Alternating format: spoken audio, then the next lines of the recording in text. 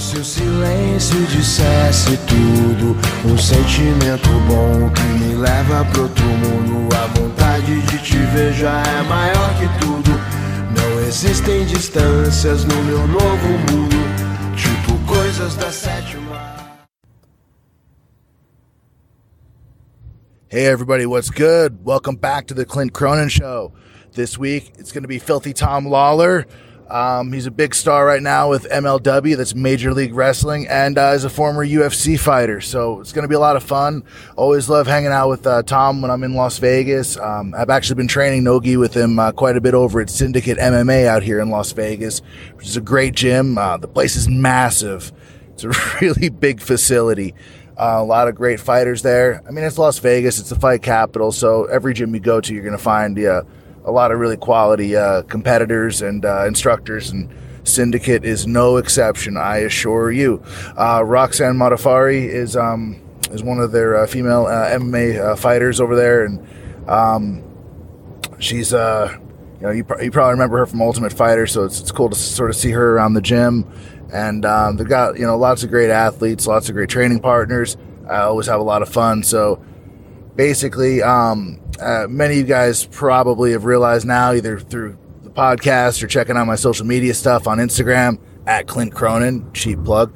I've been kind of back and forth between Northern California and Nevada quite a bit. I've got a family situation sort of trying to handle. Basically, I've got some family that lives out here in Southern Nevada, about an hour or so away from Las Vegas, and lately it's just my attention's been needed out here. So basically I've been commuting back and forth between Sunnyvale, San Jose area up in Northern California and Southern Nevada, sometimes by plane, sometimes by car. So about 2 weeks ago, the need was there for me to head back to San Jose. I had some meetings, I had stuff I absolutely had to do. I had my own doctor's appointment. As you know, I've got kind of a busted neck, which has been the bane of my existence for the last 3 years, and is the reason why I take the Revivid CBD on a daily basis, and then some, just to sort of try to relax out a little bit. So I needed to go back home. I needed to go back to San Jose. I'd been in Nevada for a number of weeks already, and I had to go home. So I was flying out about two and a half weeks ago now, and I was about to head to Las Vegas McCarran Airport. So I was right there, about to pull into my terminal, and all of a sudden I get a text that says, "Hey, your flight's delayed." I think it was 3 or 4 hours, which sucks, but it's better than already putting the car in the long-term parking, and so at least my time wasn't wasted there. So here's what happened. I thought, well, I could drive back about an hour and a half towards, my family's house and, my own place out there, and hang out for a bit, and then maybe leave my car there and get a ride from my brother. That way, I don't have to pay the long-term parking fee. But I thought, maybe the plane will get a little earlier than they thought. So it's probably best that I just go ahead and, go work out for an hour or so and, run some errands and go back to the airport. So if you've ever been to Las Vegas, there's that one 24-hour fitness, or you may know that there's a 24-hour fitness about a mile away on the corner of Tropicana, which the airport entrance is kind of right there off of Tropicana, and Decatur. So I'm like, well, great, I'll go to 24-hour fatness. I've got my all-club super-duper sport membership to the 24-hour fatness, so I thought, hell, I'll just go there and work out for a bit. So here I am, pull up at 24, and I'm about to fly out, so I've got a bunch of stuff on me. I'm already dressed in my kind of business casual attire, because I do like to, dress a little nicer when I get on a plane. I feel like generally the staff treat you a little bit better. I'm going for comfortable, but I want to look respectable as well. Little pro tip here: if you travel and you want to get upgraded, first of all, you should always have the miles card. If it's United, it's Mileage Plus. If it's Southwest, it's Rapid Rewards. Whatever, right? So it's always good to have that, but always dress a little nicer and be really nice to the customer service people. So if they're going to upgrade anybody, first of all, they're going to upgrade people that ask, and two, they're going to upgrade people that kind of look like they belong in that business class, that first class. So that's just, I always ask, hey, my back's hurting, my neck's hurting, I got a broken neck, so I want to get the better chair if I can. So I always ask, and every once in a while I do get a free upgrade, or it's really cheap. And the difference between getting business or first class and coach is night and day. So it's something I do. And you get 100% of nothing when you ask for nothing. So I will just ask. There's no harm in trying, right? So I was wearing my whole kind of get up there, and I'm going to the gym, and all right, I have one of those gi bag from Want vs. Need. I had my Want vs. Need bag, and I'm gonna throw some gym clothes in there real quick, so I had to unpack a little bit. And in my pocket, I had my wallet, back pocket of my pants, and I'm thinking, this is where I wish I had a time machine, right? So what happened? I go into the gym, throw my stuff in my locker. I use a combination lock everything up, figure everything's all good. So I run out and go to the second floor of the 24-hour fitness. It's the elliptical, right? So I always like to warm up on the elliptical. It's low impact. Just sat in a car for quite a bit. I had been training Nogi the previous few days. I wanted to make sure, I'm nice and gassed up, that, I want to make sure I'm not getting on the mat dry, as they say. I want to make sure I'm wet. I want to make sure my blood pressure's up. You know what I mean? So my knees, my neck, I want to make sure I'm always nice and not stretched out, but warmed up, right? I want to make sure I'm warmed up. So I always like to hit the elliptical first. It's just my little routine before I lift weights, before I do anything else.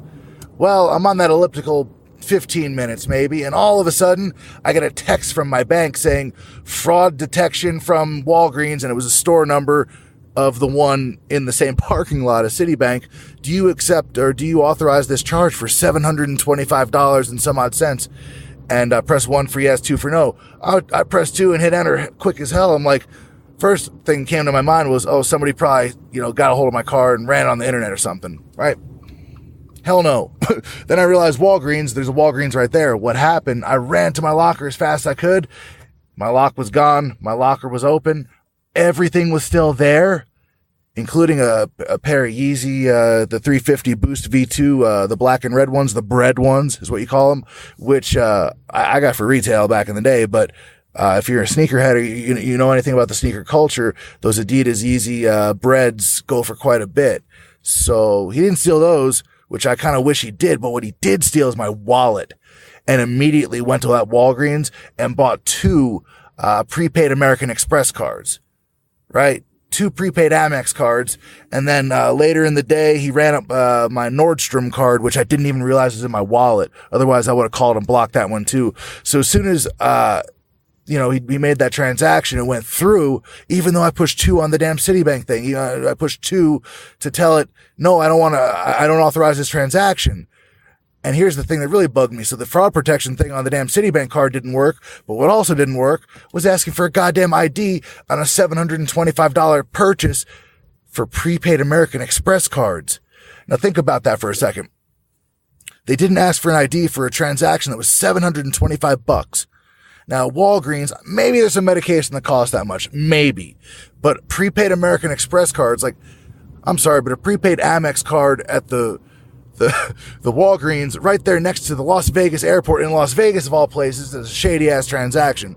I lived in Las Vegas for a number of years. I have family out here. I love Las Vegas. Not the gambling part. I'm not so much into that. But it's just... It's shady, and I threw a big fit about it. Obviously, I was all fired up, and the manager at that Walgreens told me that their corporate policy is they're not allowed to ask for identification on credit card transactions at all. And that didn't set well with me at all. I didn't understand that, because I don't sign the backs of my cards on purpose. Because when you don't sign your card the way it was supposed to work, if you don't sign the card, ID is supposed to be required. I want you to ID me when we're using the credit card. I do. It's not inconvenient to me to know that my money's protected. I work damn hard for any money I have. I don't have that money. So one of the main reasons, chief components of me going back to the Bay Area was my rent's due on the 5th.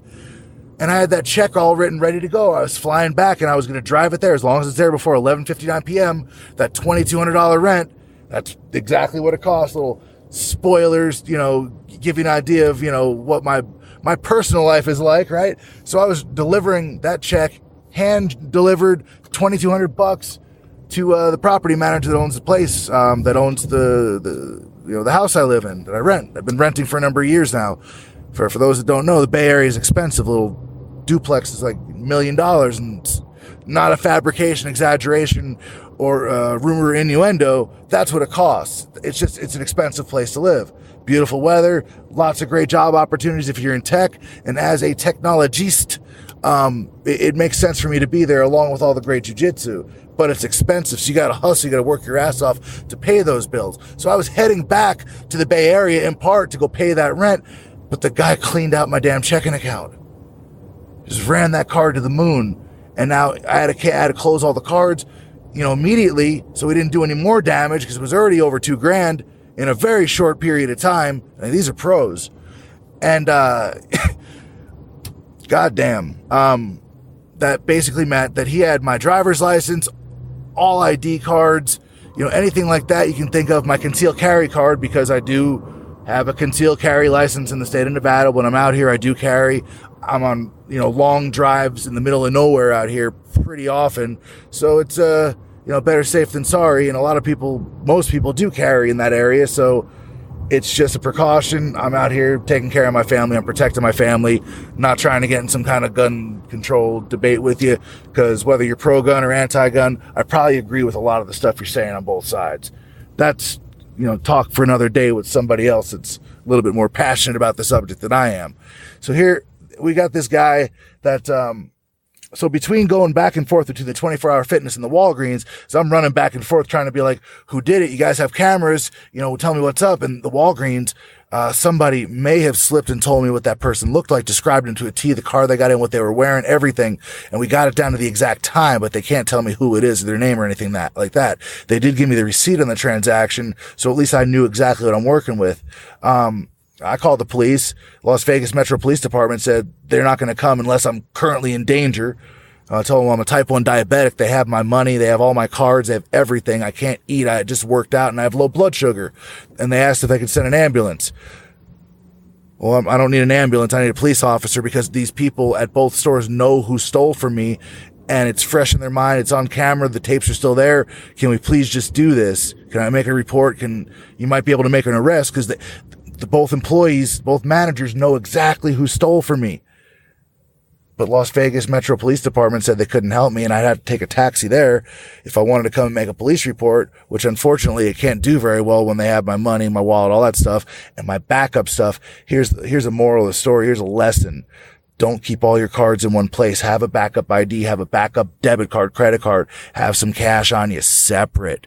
Have it in a safe place. And because I've been co-located between Nevada and California lately, my backup, my safe thing was back in California. So that's no bueno. That was not a good plan. So now when I go to the gym, you guys know I rock the fanny pack. It's staying there. The fanny pack stays on my person until, I'm not in the gym anymore. I have a phone case now that has a little card slot in it. I have my wallet. Then I have a separate setup as well, one home and one that kind of comes to my Nevada home with me, and they're both locked up safe. You ain't gonna find them. So criminal at that 24-hour fitness, don't you go trying again. Next time you will get shot, or get your ass whooped or armbarred or something. I don't even know. I'm fired up right now, so whatever. Anyway, that happened and it sucked, but I was venting on social media. I was kind of hoping it was going to go viral or get shared, and, some pissed off ex-girlfriend or like older sister would have, said, dude, don't be stealing from people, and ratted him out, but it didn't happen. I had one dude on Reddit actually say, sorry that they were desperate, but I'm pretty sure they were trolling me. Wasn't that funny, but then again, looking back, it's not that unfunny either. So that happened. I wound up getting home eventually. I went and filed the police report the next day, as you're supposed to. As of now, it's with the Finance Crimes Division, and the charge is grand larceny, right, under $3,500. So, but it's insured. It's just money. It's just material. I got to be honest. I was more mad at myself for not being better prepared. Of course, I felt a little bit violated, right? Definitely feel violated because some assholes out there in a shopping spree using the money I was going to use to pay rent. My landlord seemed skeptical at first. They're like, oh, what are they thinking? I'm out in Vegas partying. I don't go out to Vegas to party. The only time I go to Vegas is when I'm training with my good buddy, either Robert Drysdale or, Tom Lawlor over at Syndicate, or maybe over there with Ryan Bernardino from Want vs. Need at Gracie Umaida. Maybe I'm in Vegas for that. I might be in Vegas, at the airport. But in terms of partying, that ain't me. That ain't my scene. I'm not a gambler. And I'm really not a big party guy. I'm all about having fun, but I don't like being a tourist where I go, if you know what I mean. So that's what happened. That's my story. This week on the podcast, Filthy Tom Lawlor from Syndicate MMA, from UFC, from Major League Wrestling. Check him out, MLW. If you remember WCW from back in the day, Tony Schiavone is a broadcast guy. There's tons of great talent. It's an awesome show. It's like a resurgence of pro wrestling. On the show this time, we're going to be talking about our time at Ellis Mania. Backstage, we're cornering Kyle Kingsbury for his big fight against Jason Ellis in the main event. So that was an awesome experience. We had our own little green room. We had our own little, dressing room. So it was full on celebrity status. That was a cool experience for sure. Jason Ellis is the man. Thank you so much for the hospitality to you.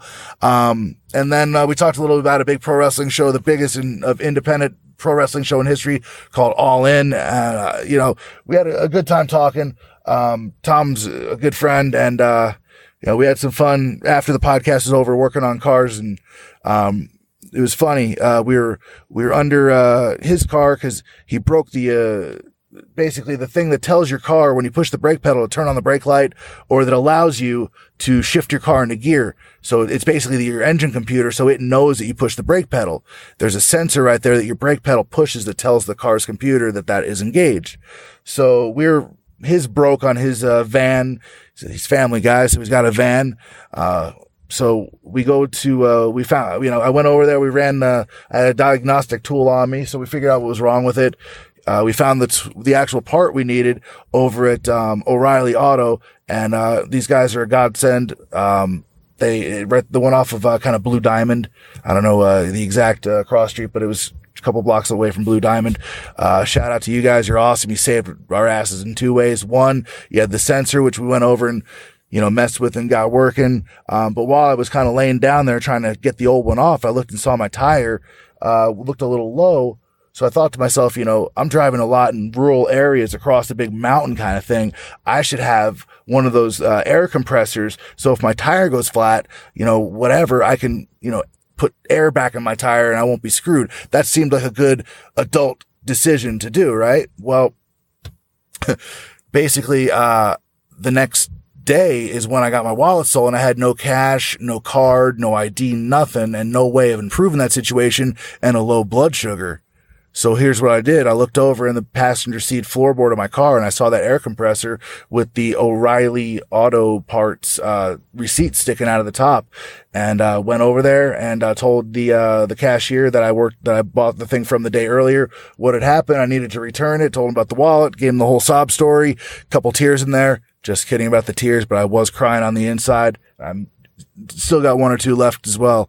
And he allowed me to return it for cash. I was able to get myself a full tank of gas and something to eat so I could drive on back to my place in Pahrump in Nye County, right over there by my family's house, and complained to my family, and then went back the next day, made the police report, and that was awesome. It took me a full day at the DMV to get a new driver's license. A full day in California because these real IDs are coming out. Full disclosure, after 2019, starting in 2020, you can't just use a U.S. driver's license to fly anymore. You will need what's called a real ID. So the driver's license are now federal driver's licenses. Inquire at your local DMV they're called real ID. So you need a proof of residence, so like a bill or something, and a social security card and I think it's tied into social security programs somehow as well. So you need those things with you to get the new kind of driver's license. Otherwise, you need a passport even to fly locally, or some kind of federally approved identification. The U.S. The state driver's license alone, the current ones, will not cut it to fly anymore, even within the United States. So heads up, you need to know about that. But DMV lines, it was all day on a Saturday in Santa Clara, California. So moving forward, if you need to go to the DMV, make that appointment. If it's not for driver's license, if you're a member of AAA, which you should anyway, It's a great adult move, right? We're adulting now.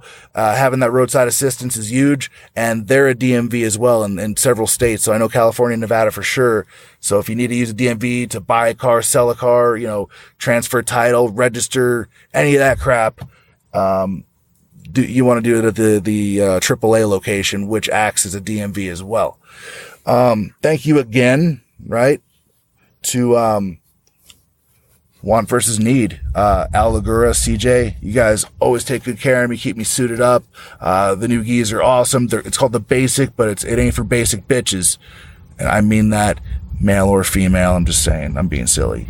Basic bitch, Diet Coke, the Starbucks thing. It's some joke. I don't even know. I'm getting old. It's an amazing gi. It's lightweight. And if you're anywhere hot, you need a summer gi or a gi for competition that's lightweight, but still durable and feels amazing. It fits like a glove.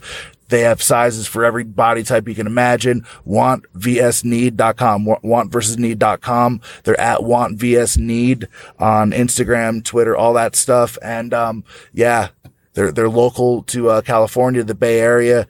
And, nothing but love to them. They are a sponsor of me as a jiu-jitsu guy, as well as, the podcast itself. Always been supportive. Alligator is the man.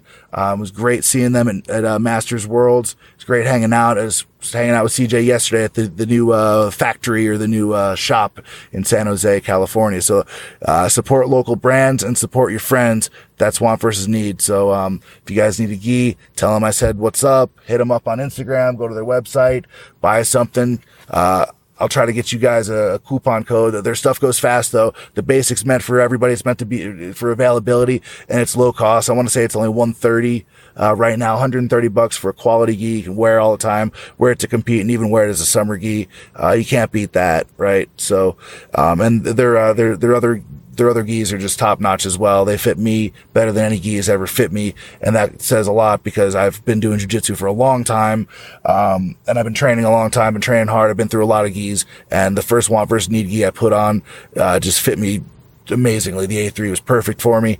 I'm like 6'2", about 215 right now. And, the A3 just fits me like a glove. Couldn't be happier. They're doing our One World Jiu-Jitsu team gi. They did a special batch of those for us, and they look amazing. It's that white on white. So I'm always supporting those guys. So go check them out. Tell them Clint Cronin sent you. WantVSNeed.com. Want versus Need. Also Unbroken Athletic Care. You want to hit those guys up. I think Clint 10, CLINT 10. They make these basically finger grip exercisers. It's like you have like a rubber ring around each finger, and it's like a grip trainer tool, but it's not just the squeezing part, it's opening your hand too. So if you want shredded forearms, bigger wrists, and a better grip for jiu-jitsu, and you want to prevent those finger injuries, hand injuries when you're training, lifting, any of that stuff, Unbroken Athletic Hair, check them out at Clint 10. We'll get you, I believe it's, you get free shipping and 10% off. So, hit them up for sure. Otherwise, thank you again for subscribing, listening, and, following me on social media. It's the, Clint Cronin Show. Follow me on Instagram at Clint Cronin. So without further ado, Filthy Tom Lawlor. I'm in Las Vegas, Nevada. Got a lot of family stuff to do this coming week, but I'm gonna get some training in too. Be back in the Bay Area next week. So, anyway, thank you. Much love. Like, share, subscribe, tell a friend, and I'll see you guys on the mat. As always, One World Jiu-Jitsu, 5:30 every Sunday night. If you're in or around the Bay Area, come through, say what's up. I'll roll with you. We'll train. It'll be awesome. And if you live in the Bay, I do privates. I teach, aka Sunnyvale, 6:30 a.m. every, Wednesday and Friday. And, jiu-jitsu makes life better. And, I hope you're having a great day. Clint Cronin Show, episode 73, Filthy Tom Lawlor. Thanks for listening. What's up, everybody? Episode number 82, Clint Cronin Show. I'm here with Filthy Tom Lawlor in beautiful, sunny Las Vegas, Nevada. What's going on, Tom? A whole hell of a lot, and nothing at all at the same time somehow. Yeah, so we had a couple events recently. About a week ago, we were at Ellis Mania at the Hard Rock in Vegas, cornering the homeboy Kyle Kingsbury against Jason Ellis. So that was that was beautiful and a shit show all at the same time. Kind of a big spectacular. What the fuck was that? And then this past weekend we had All In. You had the Lucha Expo, a little bit of Lucha Libre. How did that go down, man? Let's start with the Lucha Expo, because I would have expected to see you at All In or the Starcast thing, but we were doing the Mexican heritage sort of swing on pro wrestling now. So tell us a little bit about the event. Like, did you wrestle? Like, what went down? So there was a Lucha Expo, which was unfortunately scheduled the same weekend as All In. I assume that they did not do that on purpose, as a lot of the luchadors actually left after the Friday show and went to All In. Most notably, Rey Fenix and, or actually, was he on the show? Rey Mysterio. Yeah, it was Rey Fenix and Bandito. Yeah. So both of them appeared on Friday night at the Lucha Expo. And it was a different crowd than I'm used to. I'm used to going to indie shows, and, the crowd's a bit more, it's like millennials and hipsters nowadays. This was more of a different crowd, a Hispanic crowd, one that I'm not used to being in front of per se, but the fans were awesome. Everybody I ran into was great and told me that they enjoyed what they saw. So I was happy with that. And there was a ton of legends there. That little, I don't know his name, but the little guy that gets kicked on the GIF, the little hairy snowman guy was there. Rey Mysterio, like I said, Vampiro was there. He gave the match. He was on commentary for the match at the Lucha Expo. He gave my match with Daga facing LAX, Santana and Ortiz 5 stars. He said it was a 5-star match. So you can't argue with Vampiro's opinion. So. No, if you get the Cinco Estrellas from Vampiro, it's muy bien for sure, man. I saw Cronin was there, and I think he was a big part of the Starcast thing also. So he had his podcast, like, I guess doing double duty. He was doing the wrestling convention in Chicago, I guess the day before the big All In show, and then came out for the Lucha, because I think he was one of like the producing guys. Like, I know it was like Kevin Kleinrock, the guy from Masked Republic. He has like a Flintstone name. I love that guy. He used to do camera work and stuff at Pro Wrestling Revolution when I was over there, and so we'd see him all the time at shows. Like he'd be setting up lighting and cameras and stuff. While like we'd be like setting up the merch table and the ring and shit. Yeah, I remember Kevin Kleinrock's name from the old XPW days. Actually, when I was living on the other coast in Florida, but apparently I was into wrestling and porn actresses. So, of course, I was a fan of XPW, and I remember his name from then. So when somebody mentioned that he was going to be there, I was like, no way, Kevin Kleinrock. So it was pretty cool to meet him. Super nice guy. Isn't that where what's her name from Team Macho or whatever, Major Guns went after? I think she was there. Tylene Buck. Tylene Buck, yeah.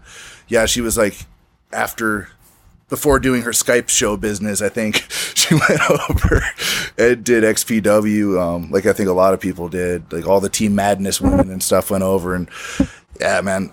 I was actually I've actually worked like quite a few Lucha Libre shows, and I noticed the crowds were different. Like they're younger, a lot of kids, and like all the baby face, like kind of old school, kind of cornier stuff goes way over. It's like it's so over there, and like you can get heat super easily because like.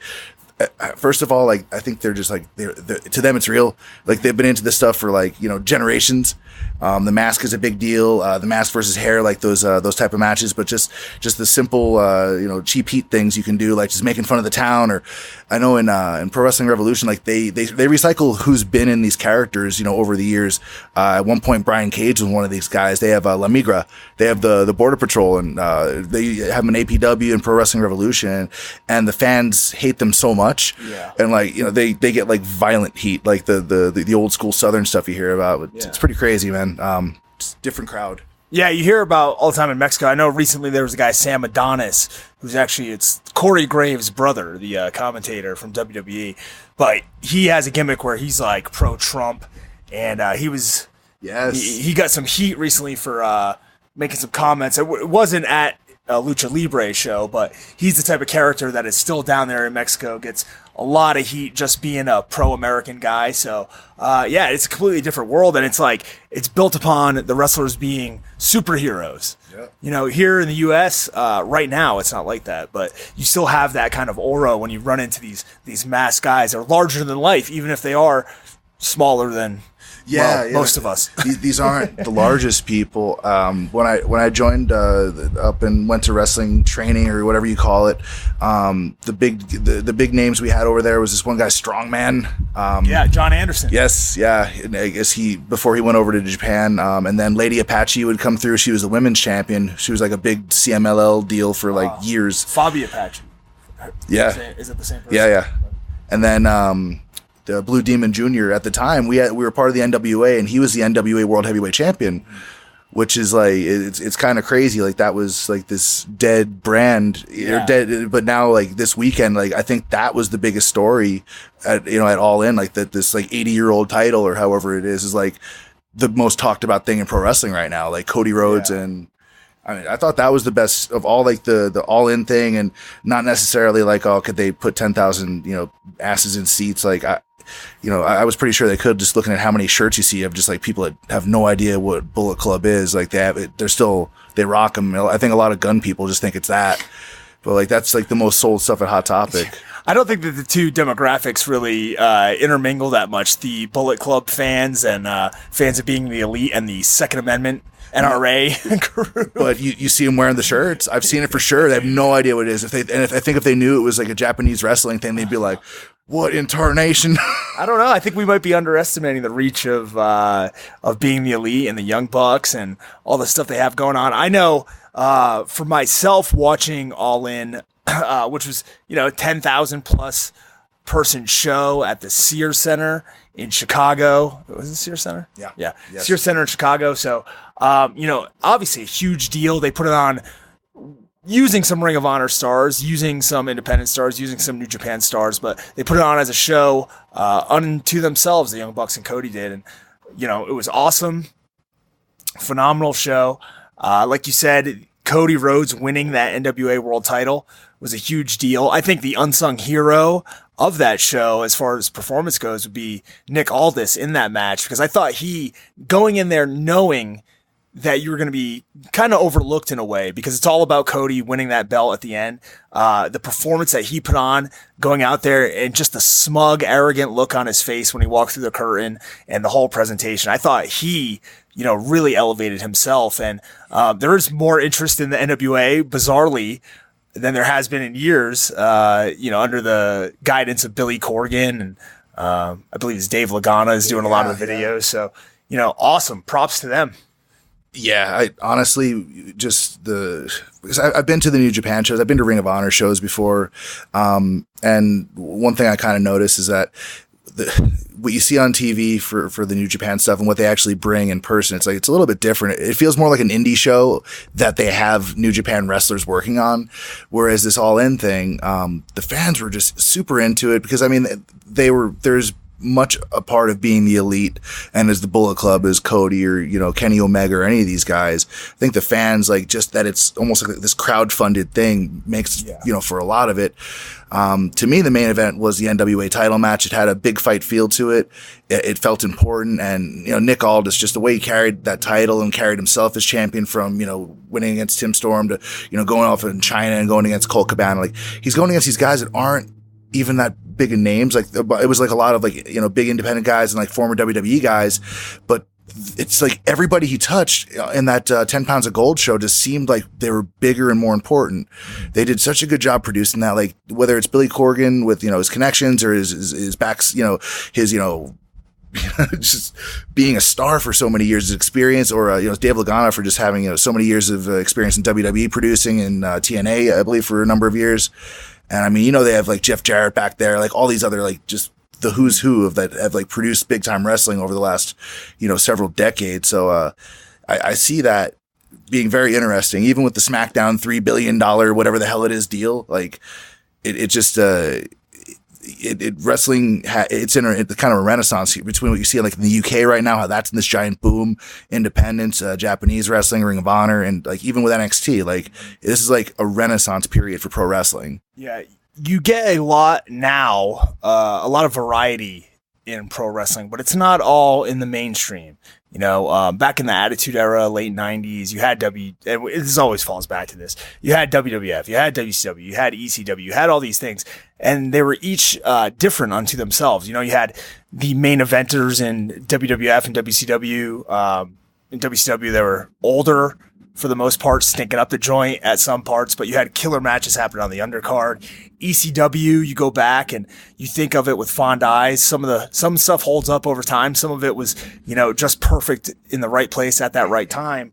But with wrestling over the past few years, it's been kind of homogenized, even between WWE, even between Ring of Honor, even between, you know, NXT, all these different products, Impact, everything. You kind of get a similar feel for the most part. And what All In provided was kind of a different feel from that. And with some of the other independent groups that, you know, that kind of fly under the radar provide a different feel as well. And, you know, with like technology being more available and, you know, these shows being more readily available, it allows them to get out to the public more. And, you know, it has a lot bigger reach or potential reach than it did back in the past. The one downside, and let me just get it out of the way before I forget about the show when I think back about it, is there were a lot of things in the All In show that if you weren't a fan or didn't follow Being the Elite, I think would be lost upon you. And as a promoter, like after watching All In 1, you would want to build to something or, you know, get people to want to watch something in the future. And I would love to watch All In 2, but perhaps more of that could have gone to promoting Being the Elite, because you know, there's nothing on that show that made me want to go like, hey, you know what? I missed out on that show. I need to go watch it. Or, hey, you know, there's going to be something on there in the future that I need to check out. You know, I'm sure they have plans that I don't know about, but I guess that would be the one downside, is it didn't make me, I felt like I was missing something, but I didn't really care to go back and find out what it was, you know? Yeah.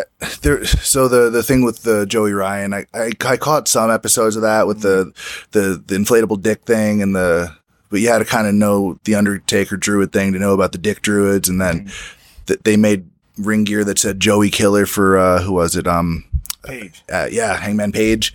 And, I think it'd be cool as they're showing this stuff, because everything's on YouTube, it's all free. If they were to say, oh, for more info on this, just like click here for these videos or something, like go here, just having some way of wrapping it all up. And because what they basically did is an entire 2 years of this YouTube series that, you know, is more than a ton, like crazy number of downloads.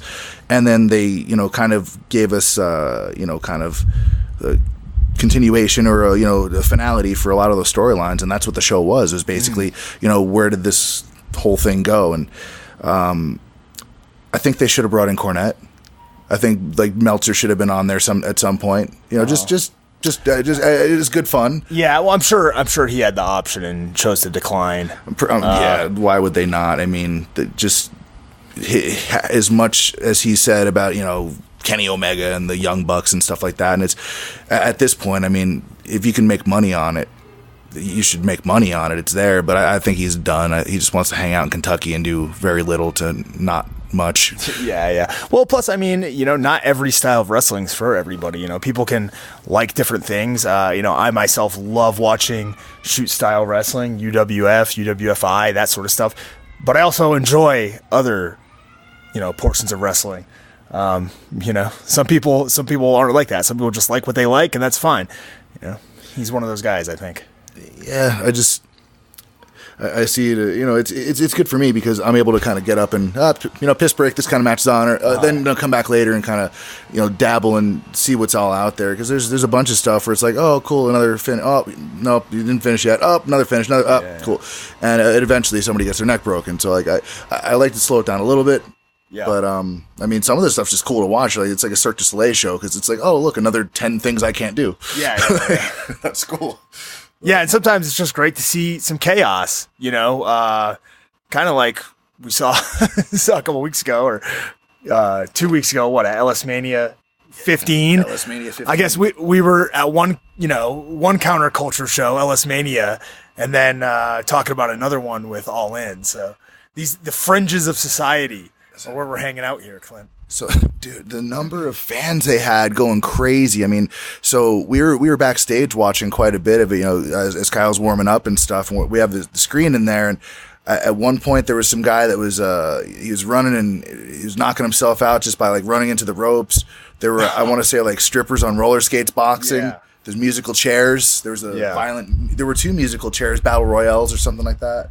Those of you that aren't familiar with what we're referring to, it's Ellis Mania, which is, I wasn't too familiar with it, so I had to get caught up, but it's Jason Ellis, who's a radio show host, his annual soiree here in Las Vegas, which usually includes him getting beat up by a professional fighter of some sort. In the past, got knocked out, I guess, one-handed by Shane Carwin. He's been beat up by other multiple fighters, Uriah Faber, but I think he's also won a few. So reportedly, outside of his Ellis Mania endeavors, like he went, I want to say 4-0 or 4-1 in boxing, and he did something in MMA. Mm-hmm. I don't know the full gist of it. Like honestly didn't follow his pro fighting career. He's not really a young guy, but he's an adrenaline junkie. The guy's fearless. Yeah. I first heard about him on Howard Stern. They were doing some kind of like a gay bachelor party or something like that for George Takei, and I just remember I was stuck in traffic and I had my windows down, and the people next to me were looking at me like I was crazy because really loudly on the radio, because my car's pretty loud, so I have to put the radio up. So when I finally got the stoplight, the windows down, and they're talking about like, it was like George Takei was like patting this guy's penis because it just like had folder clips on it or something, and the people next to me was looking at me like I was the biggest piece of shit. Like, what is this person listening to? And I'm like, oh, that's loud, huh? So that was my first experience listening to Jason Ellis. Like, very open, out there, like fearless, tattoo, extreme games dude. So yeah, his fan base. I knew he had a lot of fans, but I think he sold that thing out.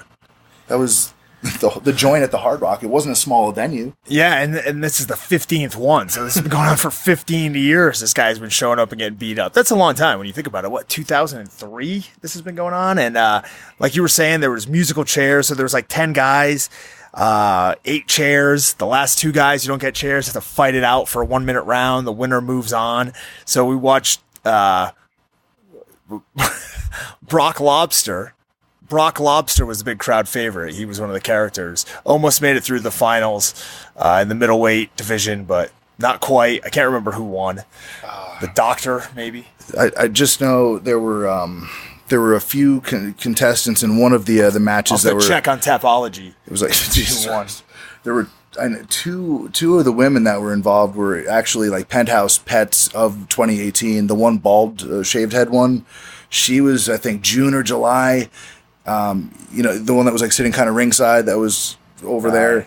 And then Lee Raven was like Penthouse Pet of the Month, July 2018. So like this guy basically, it's pretty cool. He has an event like it's a tribute to him and all the crap he's into. It's on. It's pretty crazy. You can watch it for free. It appears on his website. Ellis Mania Munch My Punch. Yep. This is definitely on the outskirt sort of fringe of culture, counterculture, whatever you want to call it, or whatever you'd call it. I mean, his fans are like rabid. They fucking love this guy. And it's not like All In where it's a collection of all these wrestlers. Like, this is Ellis Mania. This is a celebration of him. It's pretty impressive. Like, he's able to, but I mean, I guess radio's bigger than we thought. I mean, he's on Sirius XM. He's got one of the main shows on Octane, I think, channel like 61 or something like that. Yeah, he's got quite a few high-powered guests on here. Yeah, he's a lot of MMA fighters. Rob Reiner got on there. Macy Gray. Oh, Macy Gray's dope. Kyle Kingsbury, yeah. Bringing down the average there. In his snakeskin Speedo. Oz Perlman. I don't know who that is, but... Yeah, it was... So who was it? Brock Lobster? Was it? How the hell did you know that name? I just remembered he was my favorite. Brock Lobster did not win the middleweight division. He also competed in the heavyweight division. He did not win that. As you mentioned, there was a girls, a females, women's musical chairs match as well. There were some guys fighting on roller skates while the crowd pelted them with stuff. And then there was the main event with Kyle Kingsbury taking on Jason Ellis, like we talked about. And basically, it was about as one-sided of a first round as you could have. Kyle, I think, had to pump on the brakes a little bit to keep the match going. But, Jason Ellis ended up making it through all 3 rounds, got knocked down a few times, I think, in each round, but hung in there and took his full 9-minute beating like a man and probably loved every single second of it. He was so happy, so bad. Like we wind up back in the locker room afterwards, and everybody's kind of hanging out, and Kyle's getting changed, whatever. And I guess Jason Ellis comes in, and he's like just super stoked. Like, this guy's on cloud 9, and I think Noah Lahat, our other fellow cornerman, former UFC, current Bellator fighter, right? He's like, yeah, you actually got something right there. Like, I guess he had like a chunk missing or some mark on his forehead. And he's like, really? He goes over to the mirror and he's like literally jumping up and down like a little kid. Like, he's so stoked that he was busted open. Like, that's an adrenaline junkie, man. I'm surprised he isn't doing base jumping or something, but he was getting cracked pretty good for all of that. All of that fight. Exactly all of that fight. Yeah. I mean, Kyle's not, he hasn't been active as a fighter for a little bit, but all the dude does is work out and, optimize his body and, take mushrooms and stuff like that. So. Oh, that's right. He that was part of the deal. So yeah, we're in the back and it's like, what do we have? About an hour to go. And hey, I'm going to take these mushrooms before I go out there and fight so that they hit me at the perfect time. Right. I want to peak while I'm out there in between the first and the second round. And sure as hell, it worked out very well for him. Probably not that well for Mr. Ellis. Yeah, his cardio it wasn't bad. He had a little rest period between rounds. I think they had well, I don't want to give away too much of the Hollywood magic, but the rest between rounds was pretty substantial.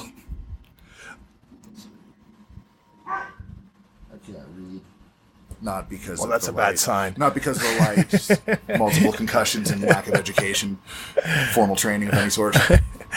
It's a bad sign. No finishing school. Although I'm pretty sure that's what happened with Jason Ellis. I'm pretty sure that's how he felt. He probably couldn't read for a little while after that fight either. No, the the after party was definitely interesting. We got there at first, and it was just this DJ playing stuff on her, on her laptop, and Neil looks over at me, goes, "Oh, so this is what these people do." He's like, "Okay, I'm gone." There's Lee Raven, the aforementioned Penthouse pet or movie Stuff. Triple X movie star, perhaps. No, exactly. I don't know. I haven't seen her or anything, but I didn't. It's not like I looked up who she was afterwards. But anyway, she's up on stage. She's up on stage, and there's a girl just repeatedly, softly whipping her, teasing her with a whip for about. I probably watched it for about an hour. I would say I was.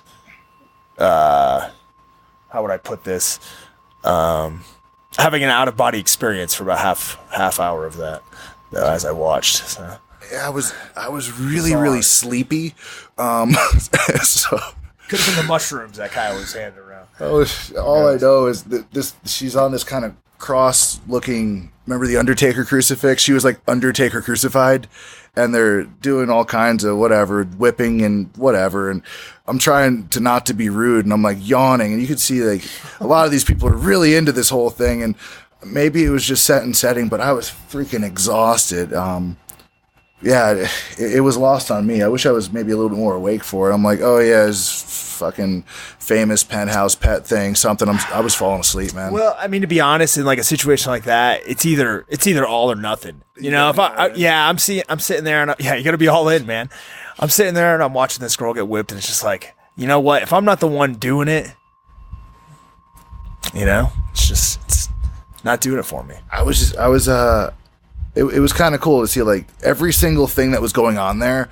Jason was thoroughly entertained by it was a tribute to everything he's really into. That whole show, he was fucking stoked. He had us come up by the front, like he was stoked to share it with us. Like he was legitimately stoked. He was on commentary during like the whole event, like super entertained by everything there. It was like just a tribute to shit he's into. It was like, it's pretty dope. Like he's able to he's like, let's put on a show. What should it be for the fans? He's like, fuck them. It's this. These are the things I like. And the people got into it. Like they just worship the guy. Yeah. Apparently he's found enough people who are into the same demented, sick stuff that he is. They can get away with passing it off as a product to him. And hey, isn't that what it's all about? Passing on the dementedness. Yeah. He's a super cool guy. Super, hospitable. And, there was, I think I had like 10 sandwiches or some shit. Oh God. Yeah. They had the whole spread. Yeah. Kyle he was the main event. So this is way better spread than any UFC or wrestling event I've been to. Platters of fruit, sandwiches, which he doesn't even eat. So he knowingly got them for us. What a nice guy. And it was awesome. I had a blast. I was something I'll never forget. That's for damn sure. No, I'm like, so when's the rematch? Let's get him.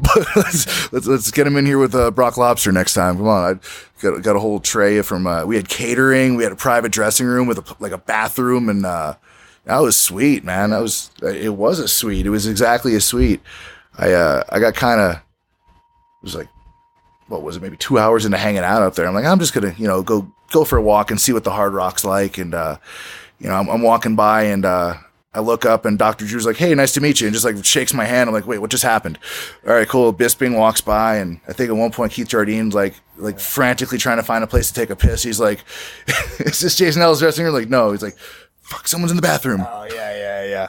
Yeah, there were a lot of guys there, actually. Like you said, Bisping was cornering was it Luis Gomez? Yes. Is that the right name? Yeah, Luis Gomez comedy. Yeah. So he was cornering him. So he was there, probably in the happiest mood I've ever seen him, actually, backstage. Keith Jardine, like you said. Yeah. It was an awesome event. Apparently there's these groups of people that I don't associate with that have these huge 10,000 people events. You got Ellis Mania going on, All In, Starcast. Did you big time? I'm over here at the Lucha Expo. Did you big time Misha Tate on purpose, or did you not see her when we walked right by her? Oh, I didn't see her. We stepped over her to get to. Remember when Jason was having us go back by the stage area? Oh yeah. We stepped over Misha Tate. I didn't even know she was even there. Yeah, she was exactly right there. Oh, yeah. Well. And I was like, it looked kind of like her, but I'm like, I don't know. Like they'd probably say hi if that was her. I hate the UFC. That's why. That UFC. Yeah, well, there you go. I mean, does she still? Dude, this is stupid of me. Like, does she still work there? I don't know. Commentator. I don't know. Is she still doing MMA at all? Oh, she retired. Yeah. Okay. It's on too much. She won the belt. I think she had a kid and got out. It's on TV way too much. Well, this weekend there's Tyron Woodley taking on Darren Till for the world heavyweight title, or I'm sorry, the world welterweight title. And it's like that used to be the number one belt when GSP had it. Yeah. And now, but there's like 6 interim belts for every division, and like I sound like one of these grumpy old kind of wrestling broadcaster guys, but they're kind of props. It sucks to call them. Well, the UFC admittedly in court said, look, we don't even have championships. We give out a belt to signify the best fighter of that night. That is how they get around it being an actual sport. That's the there was that one congressional hearing when which of the fighters was like an advocate for that, really, not saying like you're not the world heavyweight champion because that you don't really, the rankings are published but they're not really followed. Like the number 1, number 2 guys like probably never fight. Like the probability of those 2 guys happening, being healthy, available, and willing to fight for that money on that date for that prize is like being in the same organization. Yeah, is like very low, right? Yeah. So a lot of times you're like, oh, the number 8 guy will fight the number 1 guy or number 12 guy, or someone will just show up and be like, hey, he was available. And so, yeah, that makes sense. And it sucks to say that because the amount of work and getting punched in the face on television, it's like, it's no small feat. But yeah, I'm wondering how that would work if they actually did follow the rankings more closely. It's impossible because you're going to have people drop out. All the fights are staggered when it comes to scheduling. It's impossible. The best thing to do is kind of like how they do it. But what they really shouldn't do is adhere to the rankings, because it's so hard to use MMA math and go, this guy's better than this guy, because on any certain day that may not be the case. You know, if one person beats another guy and then that guy beats another guy and you have a triangle, I mean, how do you sort those guys out? How do you rank them? And that happens very, very frequently. So you kind of have to like look at everybody's career as a whole, take an aggregate of it, see where they are at that point in time, match them up. And, you know, sometimes the better fighter may not win that night. I mean, it might just be the better guy that night, and then that screws everything up for the future. But that's the whole point of the sport, you know? You know, I feel like in 50 years, the idea of like MMA math is going to be an actual thing. Like, because right now they give us metrics, right? They tell us the height, weight, age, and the reach of the fighter, right? But it's like, well, which reach, right? Because we're not just boxing. And then I'm thinking, okay, there should be some other side, because a guy like John Jones has really long legs also. Like, if that guy can touch you with the tip of his toe. Well, have you read Fightnomics? Fightnomics is a phenomenal book written by Reed Kuhn, and it analyzes a lot of the data and comes up with the data's a little bit old now. It's like 8-9 years old, but it comes up with commonalities. It can tell you which submissions are landed the most, what positions fights are finished from. It's not I remember certain things from the book. It's not an advantage. Say if, say you're taller than me, but we have the same reach. You're at a disadvantage. Yeah. Actually. Because it's going to be a longer recoil for me to come back to rebound from any one punch. Yeah. So there's all these things. Like also age is one of the biggest factors, that goes into the fight. So, you know, a large disparity in age usually leads to the younger person winning, from what I remember. So I'd be more interested in knowing someone's free testosterone percentage or something like IGF level than the reach. Because like if you look at Genome Federation, something, their IGF level, something like, you know, just because you say someone's age, it's like, well, there's a difference between like what did you do like and what, like from the start. It's if you have someone like John Jones that correct, but that's why you have all these. That's why you have to have the data so you can come up with some sort of idea, some median or some mean or some mode or something that you can measure. And that book has a lot of that stuff. And I don't know how that's changed over time though. You know, like I said, that data is a little bit older. So that stuff needs to be updated so that, you know, so that we're sure things haven't completely shifted over time and people that are training are not doing the wrong thing and focusing on the wrong, you know, aspects.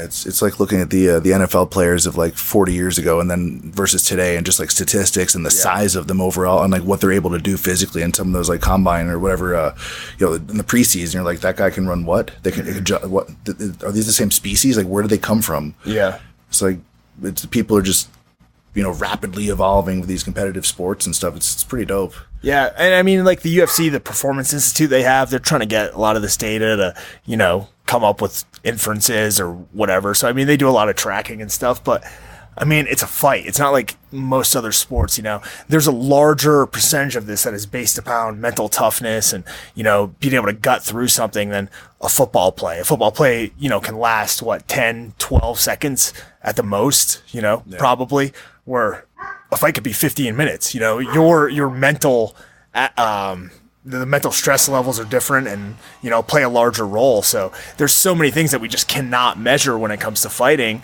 And, you know, it's one of the very few sports that's like that, really. It'd be crazy at some point. They'll have sensors on everybody and it'll say like percentage of time athlete is in flow state. Yeah, like, yeah. 5 minutes or something. It's like, or 5% versus this guy's 7%. It's like, oh, this guy's able to, you know, actually get going. He's got 8% left in his arms to try to sink in this choke. And then, you know, eventually it'll probably be the point where you can see that 8% dwindle down and the guy's just holding the choke for no reason and not have a chance of finishing. But he knows he's getting out. You know, this guy's got mental toughness factor of 48%. He's definitely not going to submit in this. And his heart rate's starting to lower, so he's relaxed and he's gonna be able to fight out of this submission. I'm sure we'll get to that point, but it'll be like the old school York Foundation with Alexandra. Wasn't that Goldust's ex-wife with the laptop? It'll be like that. She'll be out there doing analysis with her fucking 85-pound laptop. Yeah. Terry Taylor, then Robert Eaton. He's the computerized man of the 90s. So bad. Have you ever met him, Terry Taylor? Perhaps. I don't remember. I don't write this stuff down in the book. I forget. It was crazy, like when those guys were just kind of kicking off in WCW around, not the Red Rooster part, but when he was in, I always thought, hey, Terry Taylor and guys like, who who was the other one? Dustin Rhodes as Dustin Rhodes. I thought those were going to be like the next guys, like for sure. Like and then like Barry Windham and stuff, and like they always kind of stayed around the middle. I'm like, huh. But then Steve Austin, it was like out of all of them, he was like the guy. But man, I think you got a flight out here shortly, huh? Few hours. Got a car to fix. Try to fix before that. Yeah. So your car is stuck in park, and mine. I looked out just now, and I'm like, man, I'm like up on the curb. My tire's at a weird angle. Like now, my tire's just flat. It's exactly. We're like both about to like go into mechanic mode, and so you're right now on MLW on Major League Wrestling. Yep. You got a TV deal with that, which is cool. You got was it like Mike Tenay on commentary or Tony Schiavone. Yeah, way to blow it, Clint. Yeah, you can check me out on MLW TV's Friday nights on beIN Sports. Hopefully you have it. Hopefully they're not in a dispute with your local cable provider. You can check us out. Also go on Powerbomb TV. Powerbomb.tv. A lot of my matches are on there. Power Slam TV as well. I'm sure I'm on High Spots. PWI, Pro Wrestling Illustrated. I was number 424 this year. PWI 500. So, and Twitter and Instagram, you can check me out there as well. So that's Filthy Tom Lawlor. Be sure and check him out. MLW Wrestling. Actually, if you look on YouTube right now, he had a really good match with Jack Swagger, Jake Hager. Jake Hager was with Colonel Robert Parker. So for old school WCW or WWE fans, that'll be familiar. Check out Tom and Team Filthy. And dude, thanks again. We got to go fix our cars. Clint Cronin Show, episode 82. Be sure and check out Want vs. Need. And love y'all. Thanks.